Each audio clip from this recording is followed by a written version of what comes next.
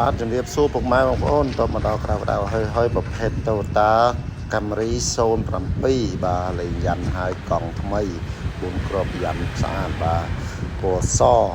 Hybrid បាទប្រភេទ Hybrid ហើយកញ្ចក់អីគឺបិទ UV រួចអស់ហើយណាពុកម៉ែបងប្អូនបាទពណ៌សស្លាកលេខភ្នំពេញ 2BD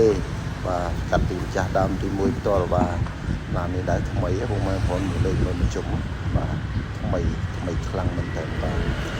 គ្រឿងក្រោមហាត់ល្អគុយ ABS ដំណើរការល្អទៅនេះជួបពុកម៉ែបងប្អូន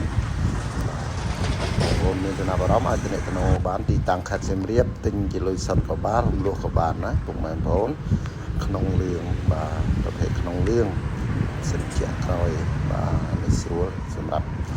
យើងជិះក្រោយអីគឺមានសិនជាក្រោយវាអត់សូវក្តៅបាទក្នុងលឿងបាទទីតាំងខេត្តសៀមរាបលេខទូរស័ព្ទខ្ញុំដាក់ក្រោមវីដេអូពុកម៉ែបងប្អូនបាទឡងសិនជួយចៅខ្ចង់នៅ7ពណ៌បាទហើយ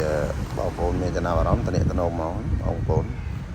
ទិញជាលុយសុទ្ធក៏បានរំលោះក៏បានណាបញ្ជាក់ជូនពុកម៉ែបងប្អូនបាទអរគុណច្រើនជំរាបលា